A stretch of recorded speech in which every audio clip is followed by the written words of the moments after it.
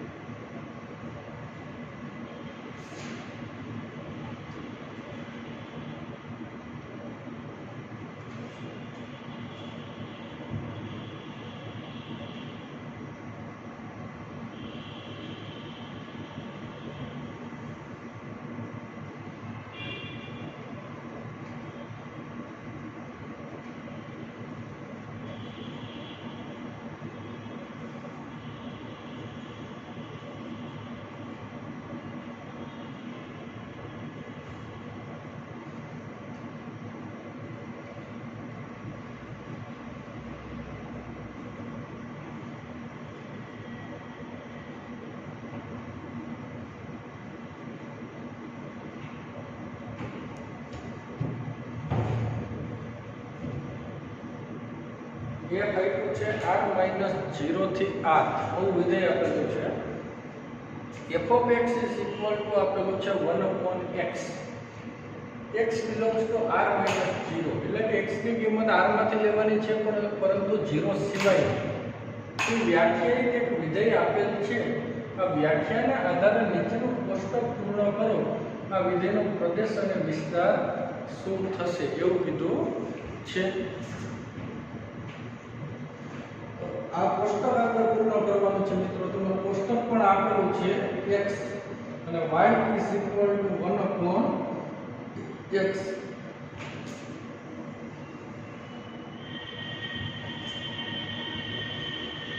x ની કિંમત આટલી લેવાની છે -2 -1.5 -1 -0.5 પછી 0.25 પછી 0.5 1 પછી આવશે 1.5 અને પછી છે 2।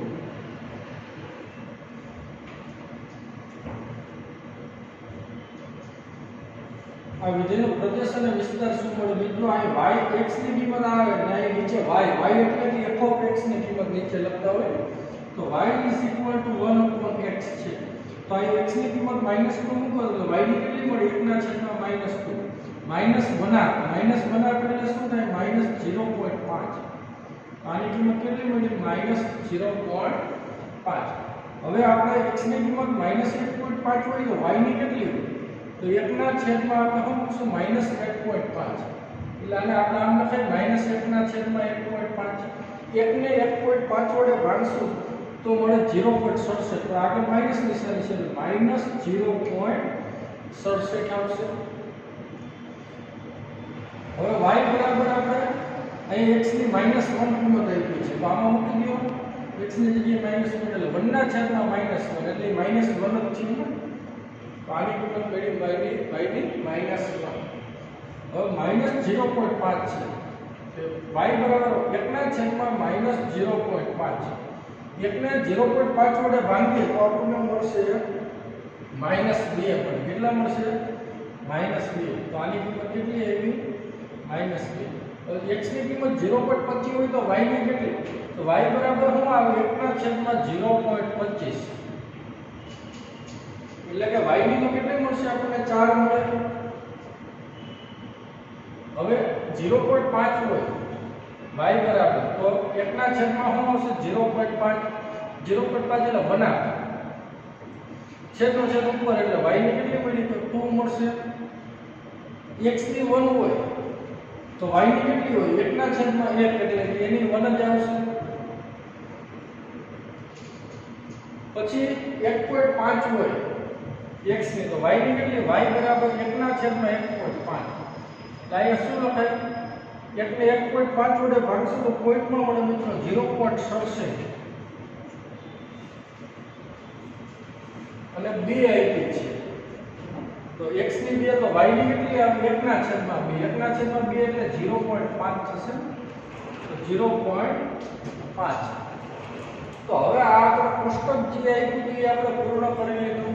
તો હવે આ વિધેયનો પ્રદેશ અને વિસ્તાર શું છે એવું માંગે છે, તો આનો આપણે આલેખ ડ્રો કરવો હોય મિત્રો તો કઈ રીતના કરશું આનો આલેખ ડ્રો? બધાને ખ્યાલ જ છે કે x ની કિંમત કેવી આવી? -2, -1.5, -1, તો -1, -1.5 અહીંયા આવે, -2, પછી -0.5 ની આવી ગયા હોય એટલે કે આપણે આ રીતે લેશું -0.5, -1, -1.5, -2, નીચે આપણે આ રીતે લેવા -0.5, -1, -1.5, -2, 0.5 નો સ્કેલ માપ રાખીએ છીએ। આ બાજુ આપણે 1, 0.5, પછી 1, 1.5 અને 2, હજી આપણે આગળ જવું હોય તો 2.5, 3, 3.5 અને 4, એ જ રીતના અહીંયા -0.5, 1, 1.5, 2, 4 સુધી આપણે જઈ શકાય। તો જો x ની કિંમત -2 છે ત્યારે y ની -0.5, એટલે કે આલેખ આપણે આ ક્યાં બે ભેગા થશે? અહીંથી થશે આ બિંદુ -2 -0.5 અહીંયા ગયું, પછી -1.5 છે ત્યારે -0.67 એટલે આ ક્યાં આવે બિંદુ? નીચે। પછી -1, -1 એટલે કે આ ક્યાં આવશે બિંદુ? -1, -1, પછી -0.5, -2 એટલે કે અહીંયા આવશે બિંદુ -0.5 અને y ની કિંમત -2 એટલે બિંદુ અહીંયા આવે। એટલે કે ઋણ કિંમતમાં આલેખ કઈ રીતના મળશે મિત્રો? અહીં આમાં આવશે નીચે આ રીતના આપણને આલેખ ડ્રો કરવાનો રહેશે। અને હવે ધન કિંમતનો આલેખ જોઈએ આપણે ઉપર કે x ની કિંમત 0.25 એટલે કઈ છે ત્યારે y ની 4 અહીં ક્યાં કોઈ મિત્રો સમજે અહીંથી આપણે સ્ટાર્ટ કરશું 0.5 એ 2 છે એટલે કાંઈ આમ આવશે 0.5 y ની કિંમત 2, પછી 1, 1 અહીં આવી ગયા, પછી 1.5 આવશે 0.67 એટલે કાંઈ ક્યાંક ઉપર આવે 0.5 થી ઉપર અહીં ક્યાંક આવશે, પછી 2 આગળ 0.5 એટલે કાંઈ ક્યાંક આવે એટલે કે અહીંયા આપણે ઉપર આલેખે આ રીતના આપણે ડ્રો કરવાનો રહેશે। તો આ રીતનો આપણને આનો આલેખ ડ્રો કરશું। હવે આપણે એનું શું માન્યું છે કે આ વિધેયનો પ્રદેશ અને વિસ્તાર શું થશે? તો આ વિધેયનો પ્રદેશ શું કહેવાય મિત્રો? આ વિધેયનો પ્રદેશ એટલે કે df domain of function, df શું આવે આ વિધેયનો પ્રદેશ? તો કે આનો પ્રદેશ અહીંયા આપ્યો તો જે વ્યાખ્યાયિત વિધેય આપેલું છે તો પ્રદેશ શું છે? r - 0 એટલે કે શૂન્યતર વાસ્તવિક સંખ્યાઓનો ગણ r - 0 અને આ વિધેયનો વિસ્તાર શું થશે મિત્રો? આ વિધેયનો વિસ્તાર તો કે r માંથી કોઈ પણ કિંમત લ્યો એટલે સામેની કિંમત એ શું મળે? આ રેન્જ ઓફ ફંક્શન એટલે કે વિધેયનો વિસ્તાર. તો એનો વિધેયનો વિસ્તાર શું? આ જે હું જે સપ્રદેશ છે ને, સપ્રદેશ છે પણ વિસ્તાર શું થાય? તો કે વિસ્તારમાં શું આવશે? 0 નહીં આવે. કેમ કે તમે અહીંયા પ્રદેશમાં જ r - 0 આપ્યું એટલે કે 0 સિવાય કોઈ પણ કિંમત લેવાની છે. 0 સિવાય કોઈ પણ કિંમત અહીં મૂકો તો આ વિધેયની કિંમત ક્યાંય 0 ના થાય. બાકી કોઈ પણ વાસ્તવિક સંખ્યા મળી શકે ને તમને. પછી પોઈન્ટમાં લ્યો તો પોઈન્ટ વાળી સામે કિંમતો મળે. એટલે કે r શું આવશે? r - 0 આવે. 0 સિવાયની કોઈ પણ વાસ્તવિક સંખ્યા મળી શકે. કેમ કે x ની કોઈ પણ કિંમત આગળ તમે લ્યો 0 સિવાયની કોઈ પણ કિંમત તો આ ક્યારે 0 નહીં થાય. 1/x એટલે કે 0 તો મળશે જ નહીં. બાકી કોઈ પણ વાસ્તવિક સંખ્યા મળી શકે તમને. એટલે કે આપણે વિધેયનો વિસ્તાર શું કીધો? r - 0. એટલે કે આને r - 0 નું કહેવાય શૂન્યતર વાસ્તવિક સંખ્યાઓનો ગણ. એટલે કે શૂન્ય સિવાયની, શૂન્યતર એટલે શૂન્ય સિવાયની બધી વાસ્તવિક સંખ્યાઓનો ગણ આપણે એવું કહી શકાય. આ વિધેયનો પ્રદેશ અને વિસ્તાર આપણે નક્કી કર્યો. બરોબર, ચાલો આગળ વધીએ. નેક્સ્ટ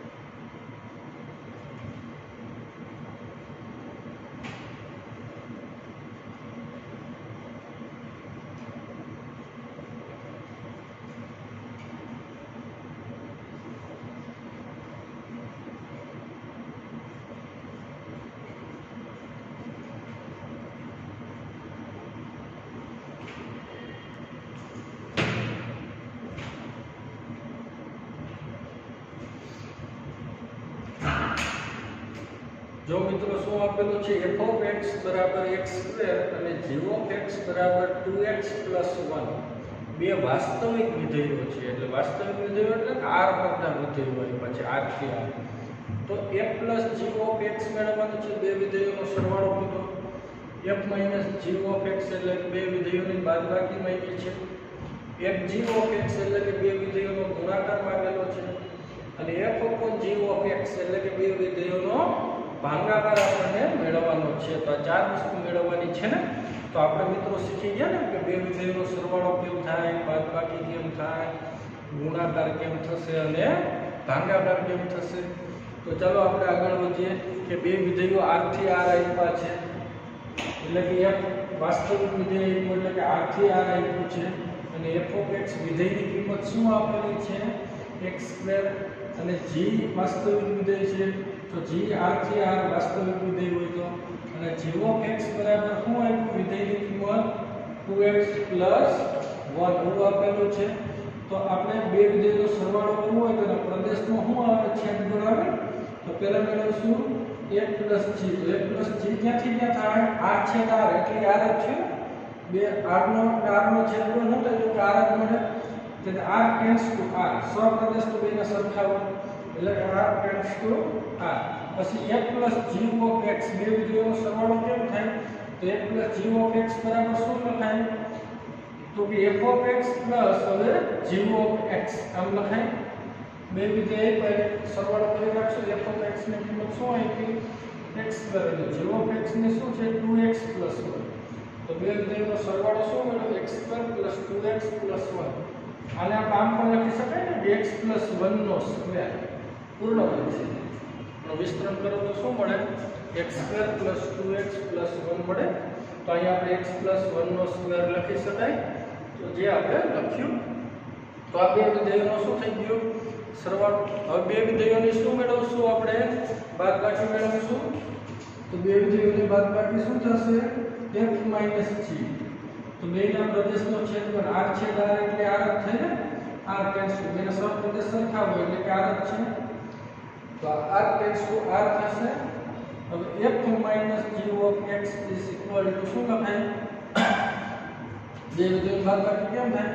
તો કે f of x માઈનસ નિશાની તો માઈનસ હવે શું લખાય g of x કિંમત આવી છે f of x ની શું આપેલી છે x સ્ક્વેર માઈનસ હવે g of x ને શું આપ્યું તો કે 2x 1 કૌંસમાં રહી તો માઈનસ નો અંદર ગુણાકાર થાય તો x square minus 2x minus 1 તો મળે તો આ આપણે શું જોયું બે વિધેયોની બાદબાકી ત્યારબાદ આપણે આગળ વધીએ હવે બે વિધેયોનો ગુણાકાર કરવાનો છે ને fg તો એમાં શું આવશે બેના પ્રદેશનો છેદગુણ એટલે r છેદ r એટલે r જ આવશે ટેન્ડ્સ ટુ સહપ્રદેશ તો હદ હોય બે વિધેયો એટલે r ટેન્ડ્સ ટુ r હવે fg of x શું લખાય બે વિધેયોનો ગુણાકાર શું થાય તો f of x * g of x આમ લખાય f of x * g of x તો f of x ની કિંમત શું આવી છે x square g of x ની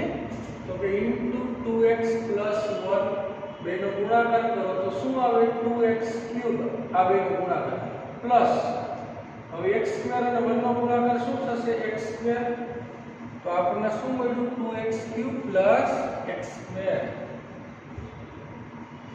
ત્યારબાદ જે આપણે ચોથો શું માંગ્યું છે બે વિધેયોનો ભાગાકાર કઈ રીતના થશે f upon g of x તો બે વિધેયોનો મિત્રો આપણે શીખી ગયા ભાગાકાર કરતા હોઈએ ત્યારે આપણે શું કરીએ તો કે છેદને 0 પર એવો અવયવ દૂર કરવો પડે પ્રદેશમાં શું કામ કરવો પડે છેદને 0 પર એવો અવયવ દૂર શું કામ તો કે આપણે એક વસ્તુ દૂર ન કરીએ તો પ્રદેશ કેવો થઈ જાય અવ્યાખ્યાયિત થઈ જાય કેમ કે છેદ 0 થાય તો વિધેય અવ્યાખ્યાયિત થાય વિધેય અવ્યાખ્યાયિત થાય તો ભાગાકાર ક્યારેય મળે નહીં એટલે આપણે છેદને 0 પર એવો અવયવ દૂર કરી નખાય પ્રદેશમાંથી ફરજિયાતપણે કરવો પડે તો એ કેમ ખબર પડે કેમ દૂર કરવો મિત્રો તો કે f upon g તો આ બેનો છેદગુણ તો આપણે લઈ r માઈનસ આપણે આવું લખતા ખબર x કે જ્યાં g of x = 0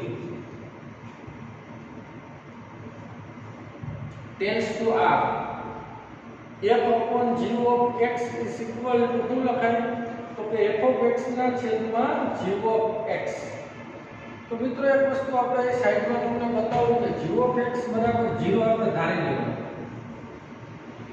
g of x = 0 g of x ની કિંમત શું આવી જાય તો કે 2x 1 આવી ગયું તો અહીં મૂકી દેશું 1 સામે જશે તો 2x બરાબર -1 તો x બરાબર કેટલા આવ્યા -1 આવ્યા તો છેદને 0 પર એવો અવયવ કયો હશે -1 આપવો જો -1 આપો ત્યારે g of x ની કિંમત 0 g of x 0 તો વિધેય અવ્યાખ્યાયિત થઈ જાય ભાગાકાર અવ્યાખ્યાયિત તો મળે જ નહીં એટલે આપણે આ પ્રદેશમાંથી આ આમાંથી આ એક કિંમત ન લઈ શકે બાકીની બધી જ કિંમત તમે લઈ શકો તો બે વિધેયોનો ભાગાકાર તમને મળે પ્રાપ્ત થાય બરાબર તો f upon g શું આવશે હવે r -1 tends to r અને f upon g of x = હું લખાય f of x ની કિંમત x અને g of x ની કિંમત શું થાય 2x 1 તો આ બે વિધેયો શું મળી ગયો ભાગાકાર મેળવો કેટલો મળે x² ના છેદમાં 2x 1 અને એમાં એક આ કિંમત લેવાય નહીં એટલે આપણે પ્રદેશમાંથી બાદ કર્યું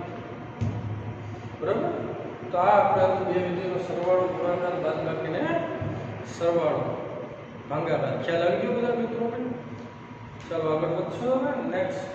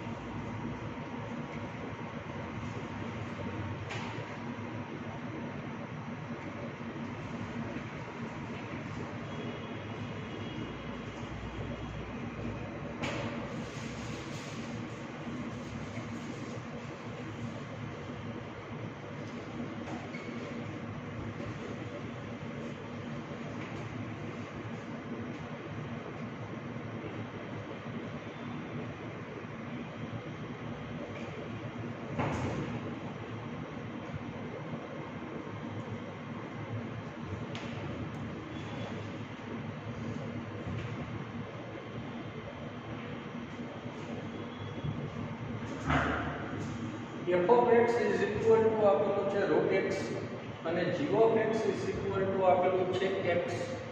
એ બે અનુરૂપ વાસ્તવિક સંખ્યાના ગણ પર વ્યાખ્યાયિત વિધેય હોય. કેવા છે? અનુરૂપ વાસ્તવિક સંખ્યાના ગણ પર વ્યાખ્યાયિત વિધેય હોય તો શું મેળવવાનું કીધું છે? f plus g of x, f minus g of x, f g of x અને f upon g of x આપણે મેળવવાનું છે કે આ ચારની કિંમત કઈ રીતના પ્રાપ્ત થાય એવું આપેલું છે મિત્રો આપણને. તો અહીંયા આપણે બે અનુરૂપ વાસ્તવિક સંખ્યાના ગણ પર વ્યાખ્યાયિત છે. અનુરૂપ એટલે ઋણ ન હોય એવી એમ. તો અહીંયા શું આવશે? f કેવું હોય? r plus योग 0 टेंड्स टू r plus योग 0 આવું વિધેય આપણને આપેલું હોય ને તો જ અનુરૂપ વાસ્તવિક સંખ્યાના ગણને વ્યાખ્યાયિત કરે. અને f of x is equal to શું આપ્યું છે? root x. અને g કેવું છે? તો કે બે અનુરૂપ વાસ્તવિક સંખ્યાના ગણ પર આધારિત છે. એટલે g કેવું છે? r plus योग 0 થી r plus योग 0. તો આ પ્રદેશ અને સપ્રદેશ આવો લેવાય. બરાબર? અને g of x is equal to શું થશે? x. તો તે સમયે અનુરૂપ વાસ્તવિક સંખ્યાના ગણ પર આધારિત છે. 0 સિવાયની આપણે ઋણ વાસ્તવિક સંખ્યાઓ સિવાયની એટલે આપણે આવી બધી સંખ્યાઓ લેવાય. r પ્લસ માં આપણે શીખી ગયા 0 નો સમાવેશ ન થાય એટલે આપણે r પ્લસ योग 0 લઈએ. બરાબર? પ્રદેશ અને સપ્રદેશનો ઈ થાય અને આનો પ્રદેશ અને સપ્રદેશ આ વિસ્તાર ના કહેવાય. વિસ્તાર એની અંદર હોય કાંઈ ના જેવું હોય. બરાબર?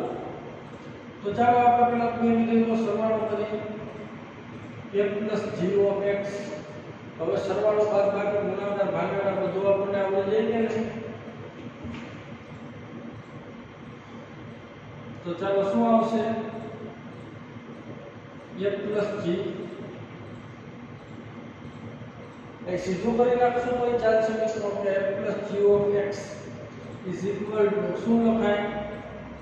Okay f of x plus g of x. f of x ની કિંમત શું આપી? root x. અને g of x ની શું આપેલી છે? x. તો શું આવે? root x plus x. પછી આપણને શું આપ્યું છે? f minus g of x. બે વિધેયોને બાદબાકી તો શું લખાય? f of x minus g of x.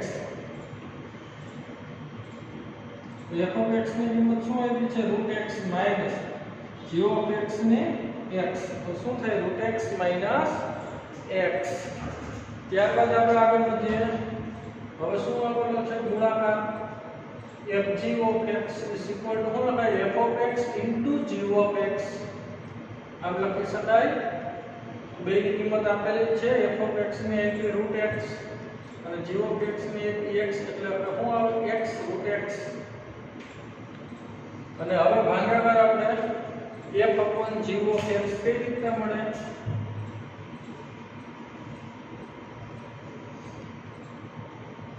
તો હું લખાય f of x ના છેદમાં g of x. f of x ના છેદમાં g of x એટલે f of x ની કિંમત શું આપી છે? root x. g of x ને શું આપી છે? x. એટલે કે આનો પ્રદેશ આપણે લેતા હોય મિત્રો ભાગાકારમાં એટલે શું આવે? r plus 0 એનો છેદ. એમાં એક 0 ને કાઢવું પડે ને આપણે. કેમ કે છેદ જાય 0 થાય તો વિધેય અવ્યક્ત થાય. એટલે પ્રદેશમાં 0 સિવાયની કોઈ પણ કિંમત લેવાની. તો સામે 0 ના આવે. એટલે કે ભાગાકારનો પ્રદેશ શું થાય મિત્રો? મેળવવો હોય તો r plus tends to r plus f upon g of x is equal to શું આવશે? root x ના છેદમાં x. ભાગાકારનો પ્રદેશ એવો થાય અને સપ્રદેશ એવો થાય. શું કામ? તો કે અહીંયા આપણે 0 ના લઈ શકાય કેમ કે 0 એટલે ભાગાકાર વ્યાખ્યાયિત થઈ જાય ને એટલે r plus 0 માંથી હું 0 કાઢી નાખું તો r plus વધે. એટલે સામે જે 0 ની કિંમત મળે નહીં આપણે. તો સપ્રદેશમાં 0 આવે નહીં એટલે આપણે બરાબર એટલે આપણે r plus તે શું રાખ્યું છે? r plus. ખ્યાલ આવી ગયો બધા મિત્રોને? તો ચાલો આગળ વધીએ હવે નેક્સ્ટ.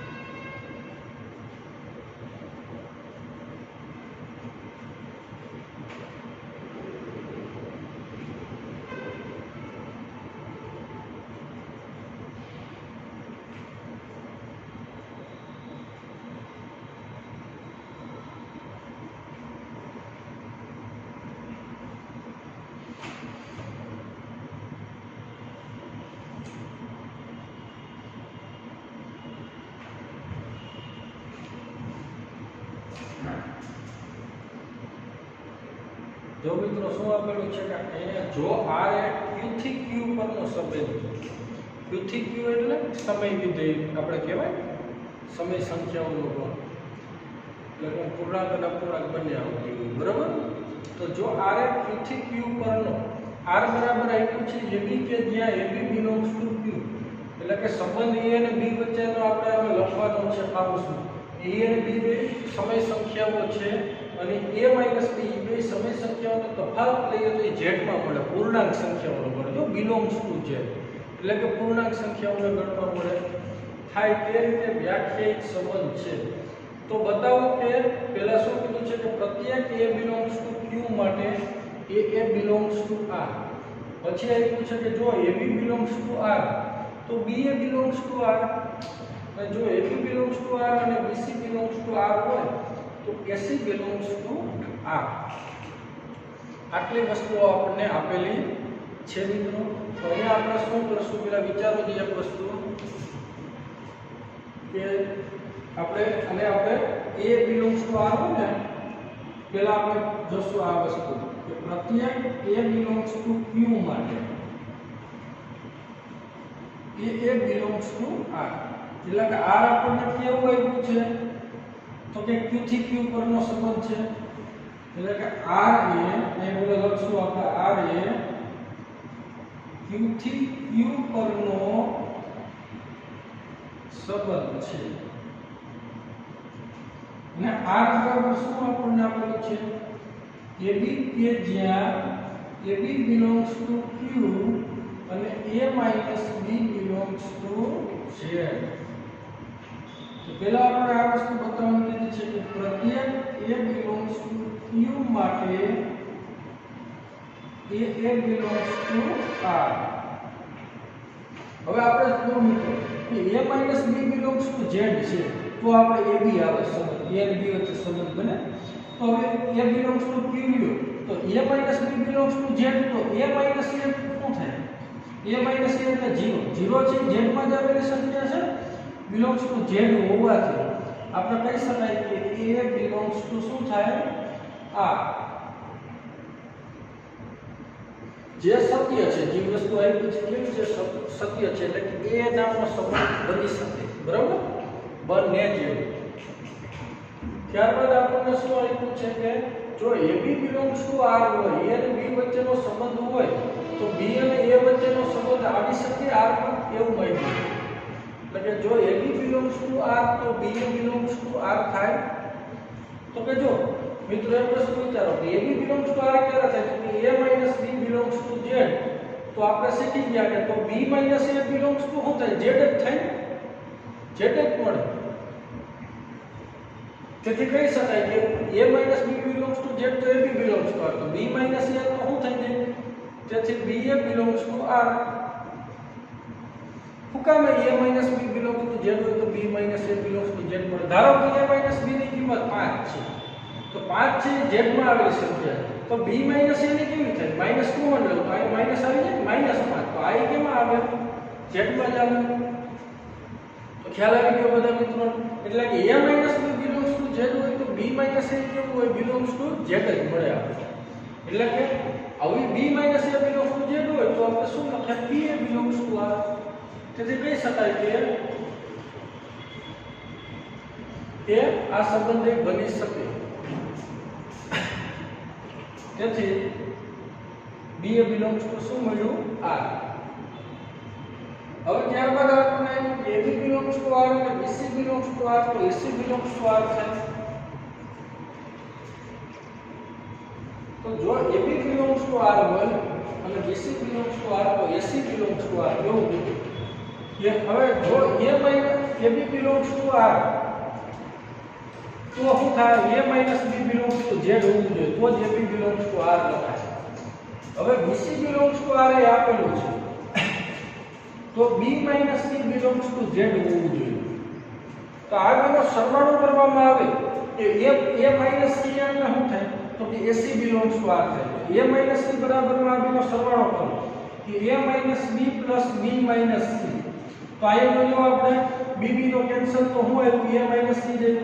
તો આ કેવું મળશે, બિલોંગ્સ ટુ r જ મળે. શું કામ r જ મળે, તો કે બે પૂર્ણાંક સંખ્યાઓનો સરવાળો કરવામાં આવે તો એ પૂર્ણાંક સંખ્યા જ મળતી હોય તો a - c બરાબર હું આપણે લખ્યું બે પૂર્ણાંક સંખ્યાઓનો સરવાળો હંમેશા કેવો મળતો હોય પૂર્ણાંક જ મળે બરાબર એટલે આપણે કહી શકાય કે a - c એટલે એનો મતલબ શું કે a - c belongs to z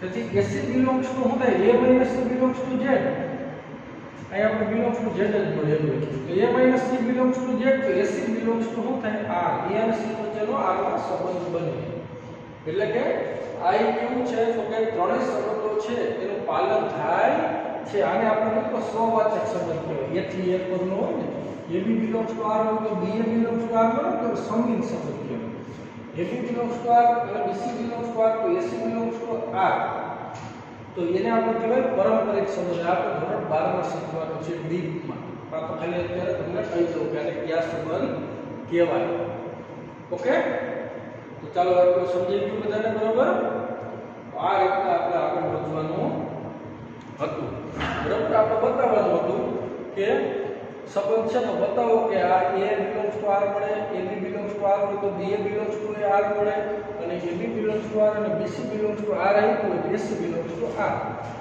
ખ્યાલ આવી ગયો આ રીતના હતું તેમ છતાં જો પાછું સમજાઈ ગયું કે આ સંબંધ કેમ છે a belongs to r શું કામ આવે તો a belongs to q છે a છે સમય સંખ્યા તો અને a belongs to r આપણને મળવી જોઈએ તો અહીંયા જો આપણે પેલા આપ્યું છે ab belongs to q અને a - b belongs to z મળે તો a અને b વચ્ચે સંબંધ બને તો a - b belongs to z હોય તો a - c એટલે કેવું થાય 0 તો 0 તો z માં આવેલી સંખ્યા છે તો a - c એટલે a - b એટલે ab નામનો સંબંધ બને તો a - c નો શું આવે a નામનો સંબંધ બને r માં એટલે કે a belongs to શું થાય r કેમ હવે ab belongs to r તો b belongs to r મળવું જોઈએ તો a - ab belongs to r ક્યાં આવે તો a - b z માં આવેલું હોય તો હવે a - b z માં આવે તો b - a કેવું હોય z માં જ મળે ધારો કે આની કિંમત 10 છે તો b - a ની કેટલી થાય -10 તો -10 સંખ્યા કેમાં આવે એમાં z માં જ આવે તો b - a belongs to શું મળે z જ મળે એટલે કે તો ab આમ હોય તો આમ મળે તો b - a belongs to z એટલે શું કહેવાય ba સંબંધ કેવો કહેવાય ba belongs to r ખ્યાલ આવી ગયો બધા મિત્રોને હવે તો આ બીજો કોઈ પારંપરિક સંબંધ છે ab belongs to r અને bc belongs to r આપ્યું હોય તો આપણે ac belongs to r બતાવવાનું હતું તો બતાવી શકાય કે ab belongs to r તો હું આવે ab belongs to r તો ab belongs to r તો શું કહેવાય કે બેનો તફાવત છે a - b belongs to z bc belongs to r ક્યારે કહેવાય તો b અને c નો તફાવત z માં આવેલો તો આ બેનો સરવાળો કરો આ બે z માં આવેલા હોય તો સરવાળો કેમાં આવેલો છે z માં અને આ બેનો સરવાળો એટલે શું થયું a - c થાય a - c z માં આવે તો આપણે સંબંધ કેવો બન્યો a અને c વચ્ચે બન્યો હોય તો ac - a - c belongs to z તો આપણે કહી શકાય કે ac belongs to r એટલે આને આપણે કેવો સંબંધ કહેવાય પારંપરિક ખ્યાલ આવી ગયો ચાલો આગળ વધીએ નેક્સ્ટ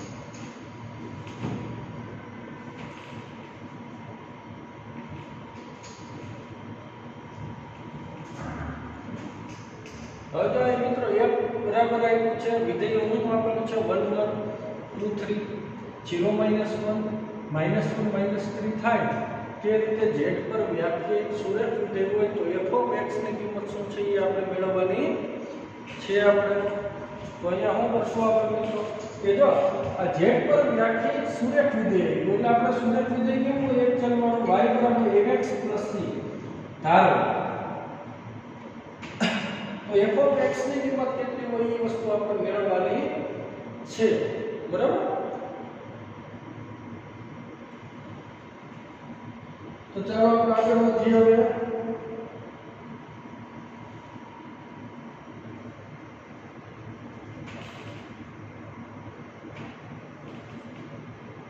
તો હવે જો f ઓફ x ની કિંમત આપણે આવું વિધેય આપ્યું છે 1 1 2 3 0 -1 -1 -3 થાય તે રીતે વ્યાખ્યાયિત તો આપણે આ બે કિંમત મેળવીને અહીં મૂકી દઈએ તો f ઓફ x ની કિંમત મળી જાય y એટલે f ઓફ x જ કહેવાય ને તો જો 1 1 belongs to f હોવાથી f માં આ જોડ આવેલી છે તો આને આ કામ લખીએ કે આ y ની કિંમત હોય 1 બરાબર આ x ની જગ્યાએ ઉપર f c અને પરિણામ નંબર શું કહીએ f હવે જો 0 -1 આપેલું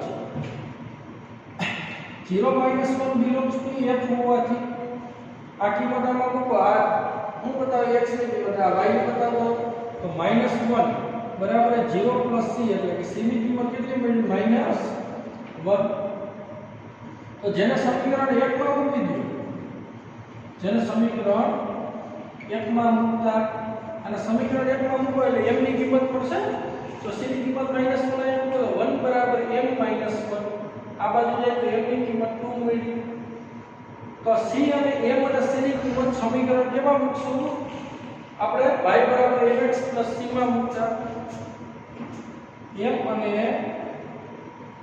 c ની કિંમત y બરાબર mx c માં મૂકતા તો y બરાબર શું આવે 2x અને c ની કિંમત -1 y એટલે શું કહેવાય f ઓફ x જ કહેતા હોય ને વિધેયમાં f ઓફ x બરાબર શું મળ્યું 2x - 1 તો ખ્યાલ આવી ગયો આ રીતે મિત્રો આપણે મેળવવાનું હતું બરાબર